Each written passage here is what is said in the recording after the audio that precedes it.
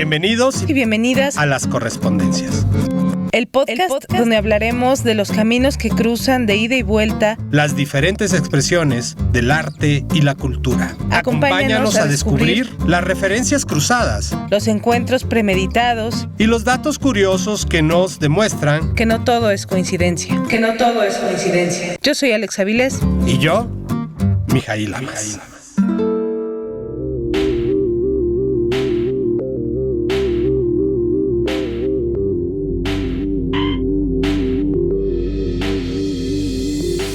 Hola amigos, bienvenidos a Las Correspondencias. Yo soy Mijail Lamas. Y yo soy Alex Avilés. Hoy charlaremos acerca de la bifurcación que existe entre el arte y la tecnología, y para ello nos acompaña un experto. Hola ChatGPT, cuéntanos qué es una inteligencia artificial. La inteligencia artificial, IA, es un campo de la informática que busca desarrollar sistemas que imiten la inteligencia humana para realizar tareas que normalmente requerirían inteligencia humana, como el reconocimiento de patrones y el procesamiento del lenguaje natural. La IA se basa en disciplinas como la informática, la estadística y la psicología cognitiva. Se entrena con grandes cantidades de datos para tomar decisiones y adaptarse a nuevas situaciones. Algunos ejemplos de IA son los asistentes virtuales, chatbots, sistemas de recomendación y reconocimiento de voz. La precisión y calidad de las respuestas dependen de varios factores, y la IA puede tener limitaciones y ser propensa a errores. La IA se está utilizando en diferentes sectores y tiene el potencial de transformar la forma en que vivimos y trabajamos.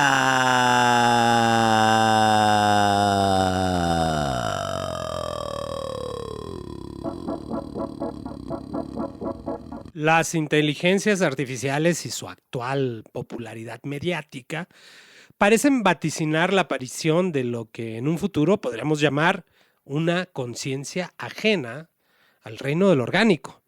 La especie humana que lo hizo posible, los Homo sapiens, podría convertirse en la primera especie del género humano en fabricar su propio reemplazo, una especie humana no orgánica.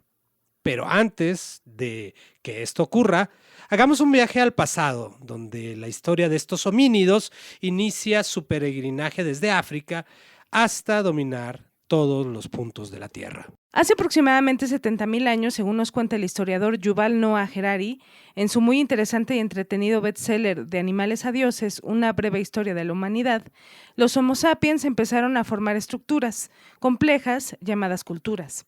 El desarrollo subsiguiente de estas culturas humanas se llama historia. Es en este momento en que acontece lo que él llama la revolución cognitiva. Otras revoluciones le siguieron, y entre ellas la agrícola, que tiene alrededor de 12,000 años, y la científica, que no tienen más que 500 años. En realidad somos una especie dentro de del género humano muy nueva. No somos ni siquiera la especie más antigua, es lo que dice Yuval Noah Harari en este libro Sapiens, que es bastante polémico porque, bueno, en realidad lo que hace el autor israelí es decir una serie de datos que ya teníamos por ahí registrados, pero que él lo organiza en una narrativa muy, muy divertida de leer. Sin embargo, hay bastantes temas que se pueden, digamos, criticar al respecto del texto. Yo por momentos lo siento muy especista, ¿no? Pero sí es muy entretenido de leer la historia del Homo sapiens. Creo que no se había hecho un relato tan entretenido como el que hace este historiador israelí, por eso vale la pena echarle un ojo. Bueno, siguiendo un poco en la temática de la historia del hombre y su construcción de la historia y las sociedades, habría que decir que la historia, que nació primero como relato mítico, o sea, como poiesis, es donde la realidad y la fantasía no estaban separadas, como hoy, por nuestras categorías lógicas. La historia nació de la necesidad de dejar un relato que probara nuestra existencia en la Tierra. Junto a estos relatos, que después se convertirán en lo que hoy conocemos como poemas épicos, es casi seguro que hayan surgido las primeras expresiones artísticas. Así, junto a las pinturas rupestres En estas comunidades que cuidaban y curaban a sus enfermos nació también la ficción, es decir, el arte y también, nos guste o no, la religión. Es en el centro de este desarrollo evolutivo que está la creación de un lenguaje capaz de reproducir una gran cantidad de información sobre el mundo circundante, pero mucho más importante, un gran conocimiento sobre nosotros mismos. Este lenguaje no solo nos ayudó a dominar nuestro entorno, sino que también ayudó a desarrollar nuestro particular entorno social. De aquí que la información sea hasta nuestro tiempo uno de los activos más importantes. Desafortunadamente, el uso y control de la información participa en diferentes acciones de control, represión o incluso dominación, lo vemos actualmente. Con la presencia de la ciencia informática, participa también de una forma dominante en casi todos los ámbitos sociales y condiciona nuestras decisiones cotidianas, ya sean superficiales o de carácter vital. Junto a esta capacidad de transmitir información sobre los demás, echar chisme, está la capacidad ficcional también de ser humano. Sí, se cree que no solo la hegemonía de la especie humana se creó por la capacidad de contar historias, sino también de contar aquello que no existe. O sea, la invención de la mentira está en el centro de la evolución de la revolución cognitiva, entre otras muchas cosas, ¿no? No solo este elemento nos hizo, digamos, avanzar y dominar espacios donde convivíamos con otras especies humanas, ¿no? Como los neandertales o algunos otros especies humanas que existieron, por ejemplo, en Oriente, etcétera, ¿no? Fue esta capacidad de adaptarse, esta capacidad de reunirse en grandes grupos que no tenían otras especies humanas, lo que ayudó a la dominación, pero también la forma en que fuimos adaptando el entorno y la manera en que aprovechamos el tiempo libre. Ante este panorama, podremos decir que desde el origen de la humanidad, la técnica ha tenido un papel importante para el desarrollo y la evolución de las comunidades de hombres y mujeres.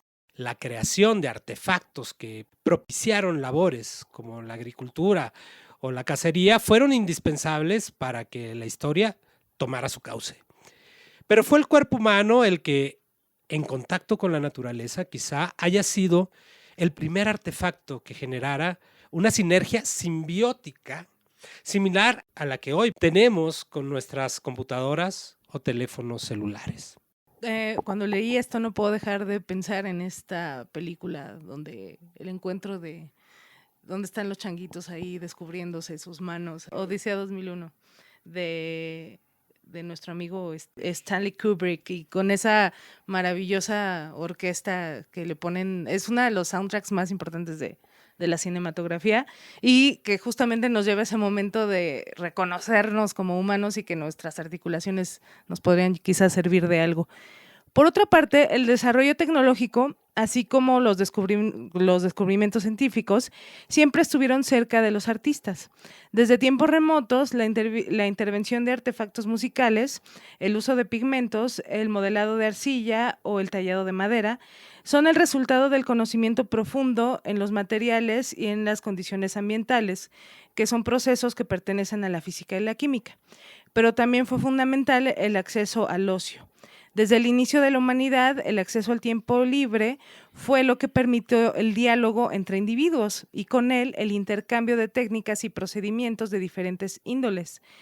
Pero por eso resulta tan desesperanzador que en nuestros tiempos la fe ciega en la producción y el mito meritocrático del trabajo duro estén erradicando y estigmatizando el ocio creador entre las clases trabajadoras, convirtiendo a los espacios de ocio en un privilegio para las clases altas. Sí, este momento histórico en que el arte empieza a producirse solo en las esferas más privilegiadas, ¿no? Las personas de la clase trabajadora cada vez tienen menos tiempo para el desarrollo espiritual. Hay que tomar en cuenta que el arte no satisface, en muchas medidas, no satisface necesidades materiales, pero sí satisface necesidades espirituales. Y las necesidades espirituales son tan necesarias como las necesidades materiales. En el núcleo de la palabra filosofía está la necesidad del tiempo libre para poder pensar la realidad. Pues esta se compone de los términos matesis, que es una palabra griega que significa algo así como contemplación, y akousma, que significa comprensión, o sea, contemplación para la comprensión. El término fue acuñado por Pitágoras, el filósofo matemático que sentó las bases de los sistemas de la geometría y la aritmética. Pero además, y esto tiene que ver mucho con este podcast, fue uno de los primeros en desarrollar un modelo de la teoría musical. El descubrimiento de las leyes de los intervalos musicales es un modelo matemático que estudia las relaciones aritméticas entre las frecuencias de las notas en una escala musical. Esto permite a los músicos desarrollar una escala musical coherente y consistente. Permitió más bien y sentó las bases para la teoría musical occidental, tal como la conocemos hoy en día. Por lo tanto, durante algún tiempo la música no fue considerada un arte, sino una ciencia relacionada estrechamente con modelos matemáticos. Guau, guau, guau. Y uno estudiando cualquier cosa que lo aleje de las matemáticas, ya me imagino a todos mis amigos músicos diciendo, ay, yo no quiero estudiar matemáticas y tómala, ¿no? Actualmente la música es una de las disciplinas artísticas que más se ha beneficiado por la tecnología. El gradual perfeccionamiento y evolución de los instrumentos musicales se interpreta de forma constante a los descubrimientos de la ciencia física.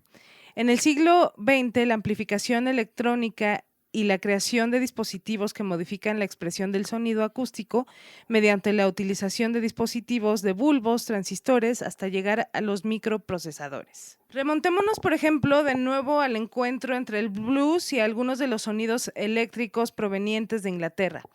Ese encuentro entre negritud y blanquitud, melancolía y ritmo, alabanzas y rebeldía, que parieron al rock and roll.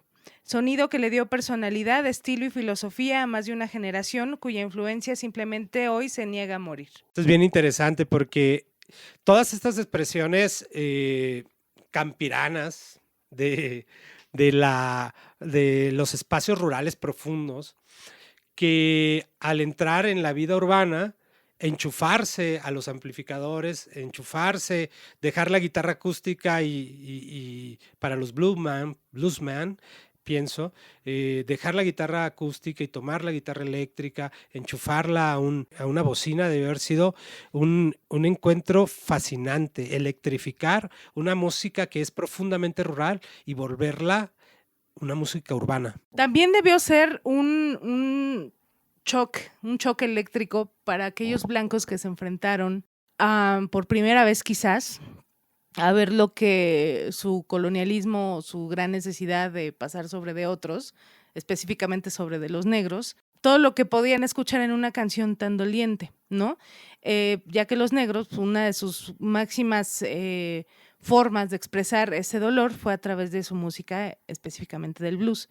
Entonces, si ustedes tuvieron chance de ver el documental de Elvis o ver algunos documentales de los Rolling Stones, donde narran cómo ellos tienen sus primeros encuentros con estas músicas hechas por personas negras, pues para ellos es simplemente algo que les atraviesa todo el cuerpo, ¿no? Y los nervios, y cuando escuchan gospel, por ejemplo, para Elvis fue algo, simplemente no lo podía sacar de la iglesia, de lo profundamente emocionante que resultaba para él escuchar esas voces que elevaban alabanzas a Dios, ¿no? Entonces, a partir de ahí vino su emoción por querer cantar algo que se acercara por lo menos a algo que generara ese tipo de emoción en alguien, ¿no?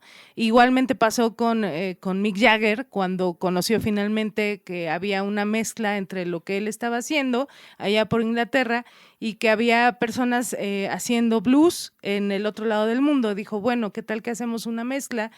y por ahí puede hacer algo. Y puede ser quizás, no sé, es una teoría, que algunos dicen que lo que empieza a hacer Mick Jagger es precisamente esta fusión entre blues y rock, que es un poco lo que conocemos hoy de los Rolling Stones. Por eso es que llama tanto la atención la música que empiezan a hacer en algún momento de la década de los 70s esta banda, y que se distingue en algún momento tanto del rock que hacían en ese momento de Beatles, ¿no? Que resulta muy interesante, ¿no? Los Homo sapiens salen del África meridional a poblar todo lo que hoy conocemos. Y el blues, lo que va a ser el proto-blues, también llega de África, en los barcos de esclavistas. Y entonces es como una gran venganza que al final el rock and roll se haya vuelto ahora una música tan hegemónica que, bueno, hay que ser honestos, ya no tiene el poderío que tenía en ese entonces, pero sí habla de cómo aquellos humanos, aquellos Homo sapiens, aquellos especie a la que actualmente pertenecemos, pudo desarrollarse desde los elementos más básicos hasta llegar a construir una música muy compleja, ¿no? Claro que está la música europea de cámara, que también es producto de desarrollos tecnológicos, ¿no? Del clavicordio a el piano de cola, de la guitarra barroca, que sin duda empezó siendo un instrumento que se hacía con cuerpos de tortugas o armadillos y que se tocaban en las regiones africanas y que termina adaptándose a formas contemporáneas de instrumentos de cuerda. O sea, el ingenio humano ha estado siempre al servicio del arte, ¿no? Este podcast tendrá que hacerse en varias partes, porque ahorita estamos enfocándonos en cómo la técnica de estos homínidos que salen de África van construyendo y van afectando a la música contemporánea, pero también se puede ver en la literatura, que en algún momento tendremos que dedicar cómo la técnica afecta a la literatura, a la ciencia y a la pintura, a las artes gráficas, a las artes visuales. Bueno, continuamos un poco hablando de música. Pero no solo el rock and roll ha sido tocado por el rayo tecnológico. La industria musical, desde su origen, ha ido de la mano con los avances tecnológicos para abarcar cada vez más géneros y con ello más y más mercado. Esto al punto que hoy podemos disfrutar de despliegues tecnológicos como el Festival Afterlife que acaba de suceder, donde los espectadores, además de escuchar música electrónica, pueden observar animaciones en tercera dimensión y experimentar una experiencia similar a la de un sueño lúcido. Ahora, mucha tecnología, pero una organización un tanto mala, que eso también es bastante humano, ¿no? Otro ejemplo es el del último material del dueto francés Daft Punk, que desde su retiro pusieron a soñar a sus fans con un retorno digital que implicó el lanzamiento del sencillo de la mano de Julián Casablancas. Y junto a una serie de dinámicas inmersivas, como ahora le llaman, a las experiencias donde lo digital se funde con los efectos prácticos en tiempo real, mientras uno es el protagonista.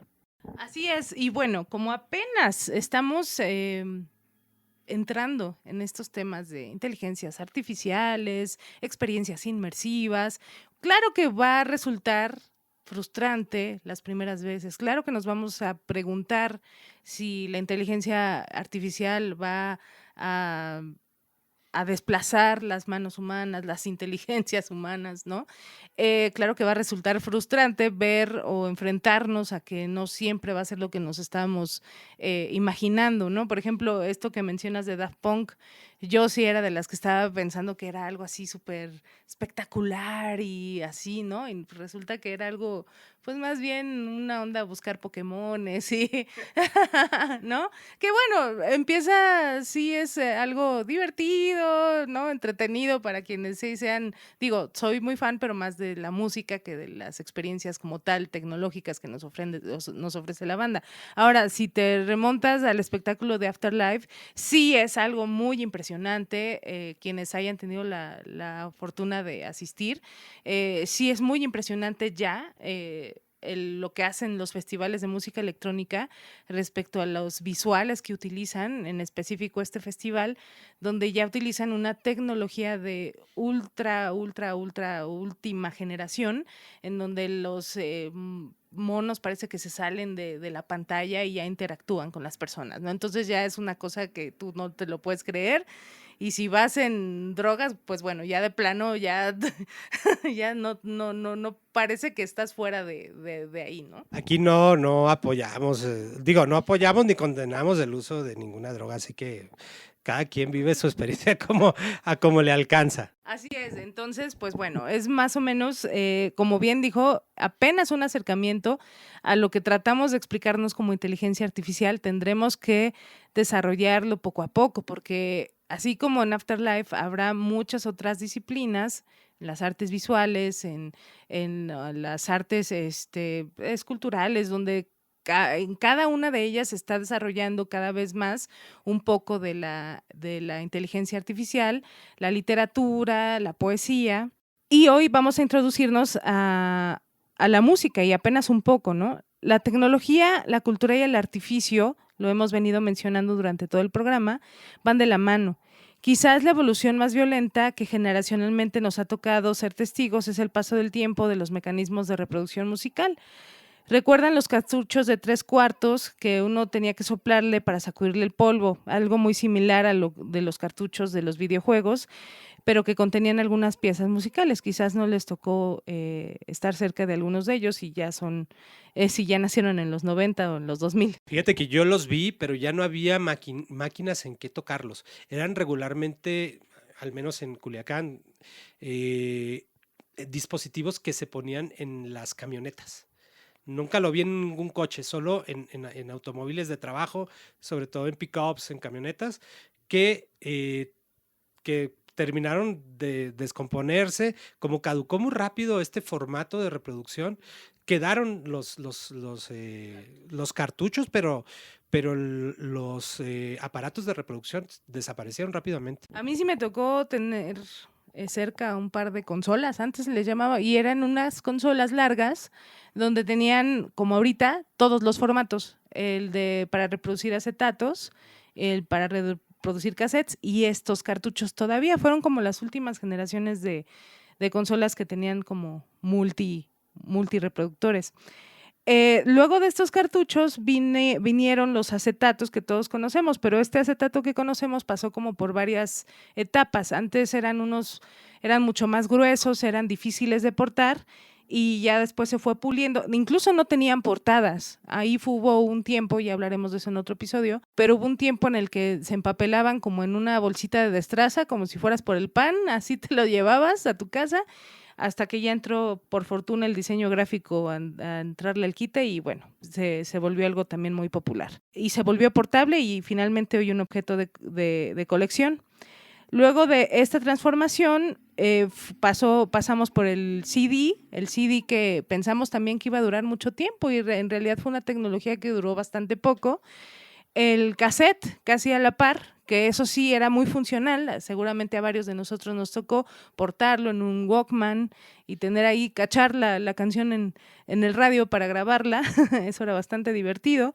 Y después también hubo formatos muy, muy volátiles, como los fueron los cartuchos de MP3, esos cuadritos que parecían discos o disquetes de computadora, y sus reproductores. Luego estos mismos, como eran formatos MP3, se lograron reproducir en pequeños reproductores de USB. Y finalmente hoy todo está simplificado o resumido en aplicaciones de streaming. Lo mejor de esto es que sin duda lo hemos visto todo. Algo que tiene la ciencia, la técnica, la tecnología en relación a la creación de arte, en este caso la música, pero en otras artes, pienso en la producción de aparatos electrónicos como pianos, guitarras, consolas, emuladores de sonido, lo que han hecho de alguna manera, a pesar de que cada vez es más elitista poderse dedicar a un arte, también por otra vía han podido democratizar este tipo de aparatos a muchas otras personas que antes no tenían acceso, ¿no? Por eso es posible que un arte como el hip hop, por ejemplo, haya podido surgir porque los aparatos, aunque sí eran costosos, cada vez fueron reduciendo su valor en el mercado. O sea, la tecnología ha permitido que estos aparatos se vuelvan más accesibles.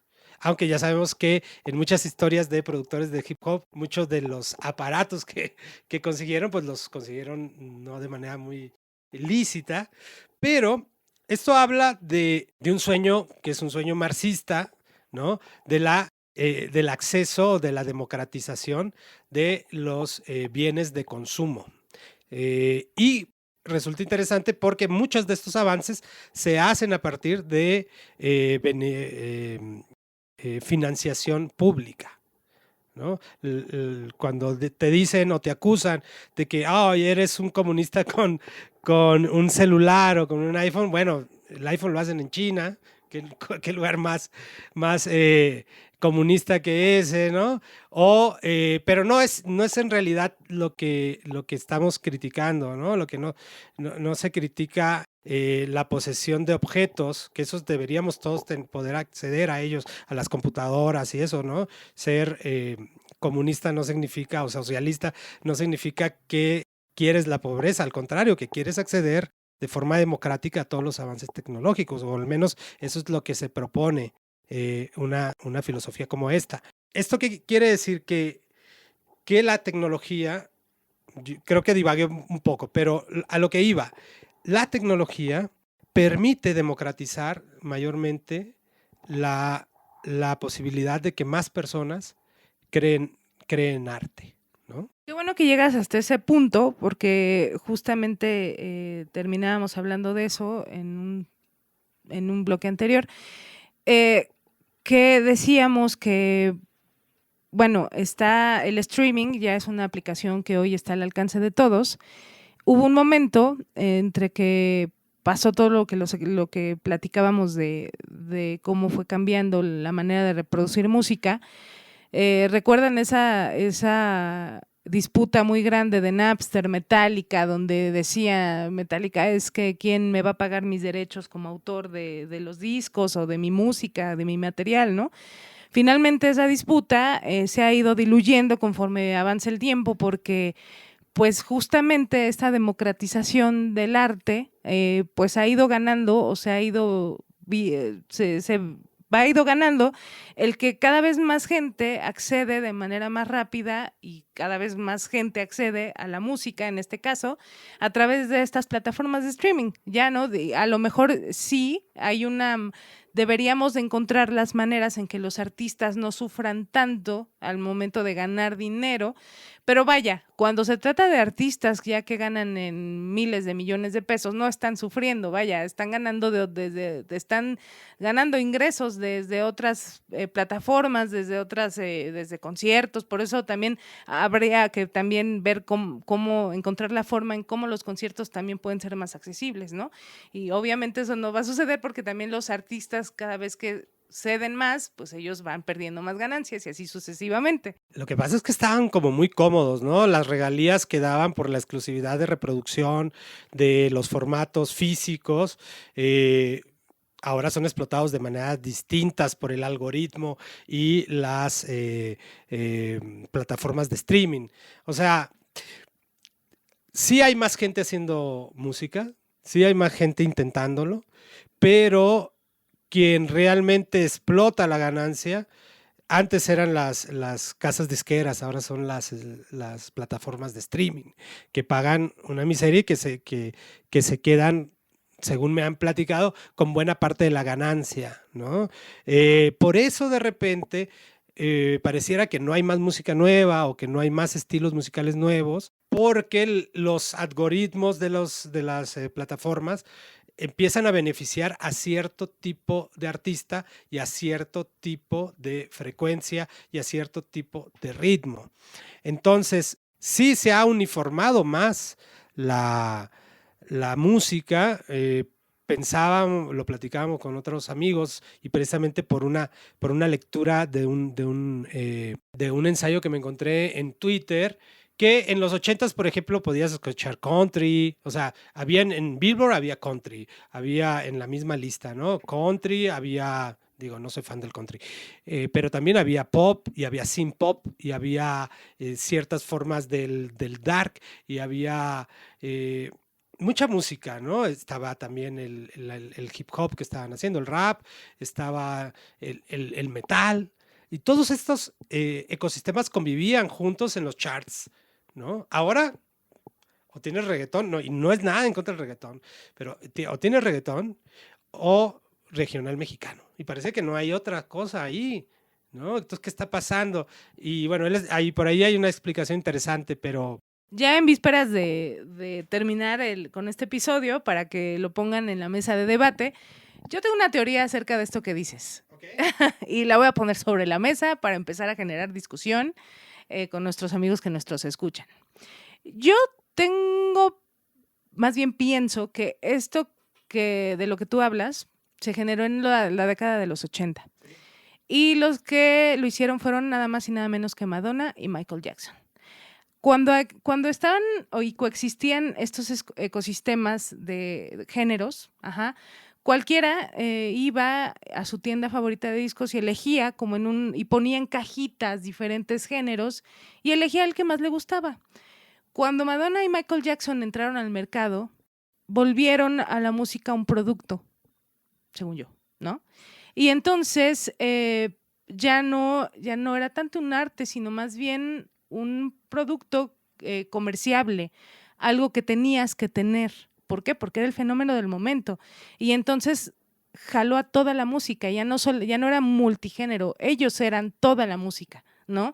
Y entonces lo popular ya no era solamente un género musical que podías escoger y sacar de su cajita, sino que lo popular se volvió el género, ¿no? O sea, todo cabía en Michael Jackson y todo cabía en Madonna, ¿no? Entonces, a partir de este momento fue que ese fenómeno de el pop o lo pop fue hegemónico, fue ya una monstruosidad. Ya nunca lo vimos descender, ya el pop fue lo pop y ya todo lo podemos meter en esa caja. El reggaetón, la música regional, ¿por qué?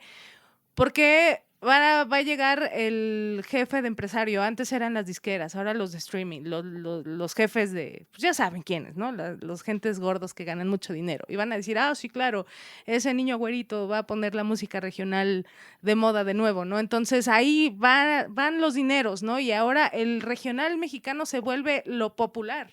¿Sí me entiendes cuál es el fenómeno? Sí, esto no quiere decir que el regional mexicano o el reggaetón o la música urbana no hayan logrado modificar el ecosistema de la música, ¿no? Al reggaetón y a los artistas de la música urbana les costó mucho trabajo, pero quienes aprovecharon el estirón final, pues fueron los artistas blancos que asimilaron al pop estos ritmos, ¿no? Por ahí a mí personalmente no me gusta artista que se llama Camilo, que todo lo uniformó y tal, y todas sus canciones son horriblemente iguales, pero sí me gusta Bad Bunny, algunas cosas que hace, ¿no?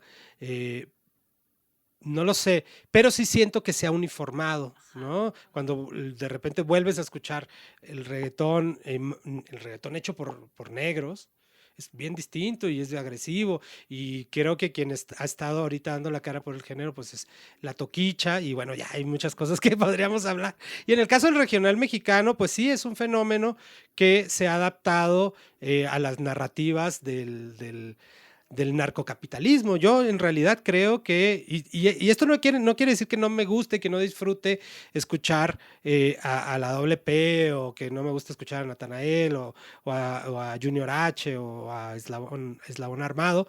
Sí, me disfruto escucharlo, pero no dejo de pensar que es marketing narcocapitalista. Exacto, volvemos al punto. Aquí quitémonos un poco la camiseta ética de poner las cosas en algo malo o algo bueno. De hecho, Mijail y yo somos multigenéricos, nos gusta el reggaetón, nos gusta el regional. No, al contrario, yo estoy describiendo fenómenos que suceden a partir de cosas, ¿no? cómo es que antes podíamos elegir de entre muchas cosas y ahora, por un fenómeno mercadológico que involucra mucho dinero, de repente solo escuchamos solamente algo en la bocina, ¿no? Y eso no es algo bueno o algo malo. Nosotros seguimos pudiendo elegir qué escuchamos. Eso es lo que tenemos que tomar en cuenta siempre, ¿no?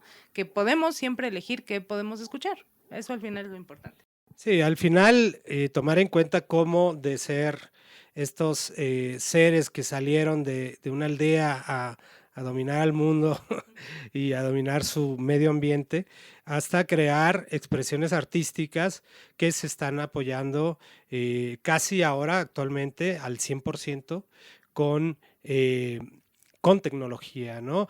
Pienso, para volver un paso atrás a los 80s otra vez, que es como el gran laboratorio del mainstream musical, como los punks que tocaban 3 acordes se compraron un sintetizador y inventaron el New Wave, el Synth Pop, el Dark Wave y todas estas formas que ahora se han vuelto otra vez a poner de moda, y que yo celebro que haya especie de Dark Wave ruso, checoslovaco, pero que también empieza a surgir en México y en Chile y en otros espacios una experimentación en un estilo de música que parecía oculto. Bueno, celebremos que la tecnología nos subyuga. Bueno, eso no lo celebremos, no celebremos más bien celebremos que la tecnología nos ha llevado emanciparnos muchas veces, y no dejemos que nos subyugue más bien, ¿no? O sea, tengamos una posición crítica sobre el uso de la tecnología, ya sea en la utilización de electrónica de los procesos musicales, pero también en la manera en que concebimos ideas. No tengamos miedo a conocer la inteligencia artificial, pero seamos críticos al respecto de cómo se van a estar aprovechando estas tecnologías. En este breve ensayo de inteligencia artificial, que seguramente derivará en varios otros episodios, fue como pasamos de la guitarra eléctrica a la distorsión digital, de la orquestación análoga a la construcción binaural, de la voz al autotune, y nos preguntamos si la inteligencia artificial pone en peligro la intervención humana en los procesos de producción.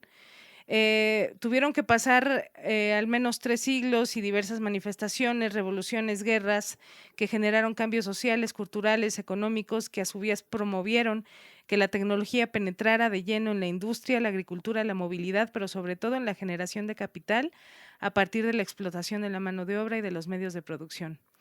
Así fue que a grandes rasgos surgieron revoluciones industriales, las cuales estuvieron marcadas por algunos acontecimientos particulares, de los cuales hablaremos luego. Sí, seguiremos hablando de esto porque nos quedaron muchas cosas en el tintero, pero hasta aquí vamos a llegar porque queremos seguir pensando en más temas para hablar en su programa, ¿no? Como si fuera un programa de los 80s, en su podcast de las correspondencias. Muchas gracias, Mijail. Muchas gracias a toda la gente que nos da la oportunidad de escucharnos.